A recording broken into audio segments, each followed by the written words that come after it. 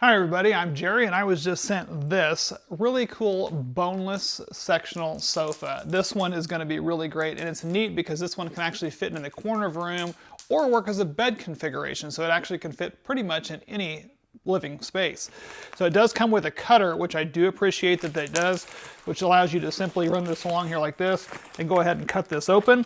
Then once you get it open, it's got an exterior piece here.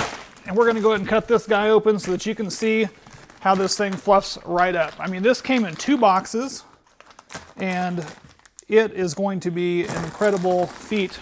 These things always surprise me how big these actually can get. Oh, golly. Ah! It's getting big in here. I'm going to go ahead and cut the other one open so you can see how big this 108-inch sectional actually is going to end up. So right out of the bag, this thing you're easily going to see has already, at least tripled in size. It's going to get even bigger over the next 48 to 72 hours, which is how long I'm going to wait. But it does have these separate pillows, which are going to fluff up really nice. And it does have these 2 smaller pillows, which I think is going to really add a lot to this as well. I'm liking the fact that this has got a corner piece. That's going to have a lot of versatility to it. So let's give it that 72 hours and then we'll check back in.